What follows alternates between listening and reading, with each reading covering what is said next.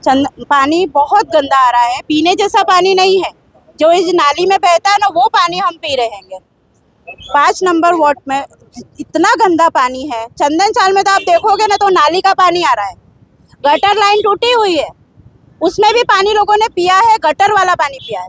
Repair करने आते इधर खोदा उधर खोदा, खोद के चले गए, पर कोई देखता नहीं है कि पाइपलाइन सही हुई है कि नहीं हुई है। वो गटर का पानी पी रहे हैं, बदबू आती थी। अभी भी इसके बाद भी अभी उसमें कोई नक्की नहीं है कि गटर लाइन टूटी हुई है कि नहीं है, सुधरी है कि नहीं सुधरी है। रजूआत करते हैं, होता है, खोदते हैं, कर देते हैं। जहाँ नहीं मिला तो दूसरी जगह खोदा, वहाँ नहीं मिला तो तीसरी जगह खोदा, और खड्डे खोद खोद के वो चंदन चाल को तो पूरा खराब ही कर रखा है। बोलो ચંદન ચાલમાં છેલ્લા 2-3 મહિનાથી પાણી ગંદુ આવે છે। અમે રજૂઆત કરીએ છીએ ને તો પણ કોઈ સાંભળતું નથી।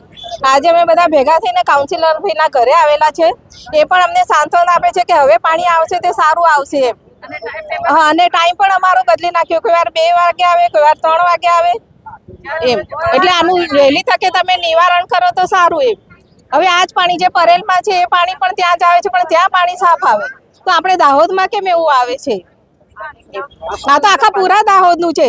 એ તો એવું કહે છે કે પેલું પરેલની અંદર તો થોડા વિસ્તાર માટે, પણ આપણે આ તો આખા દાહોદનું, એટલે એ તો વધારે ધ્યાન રાખવું પડે ને।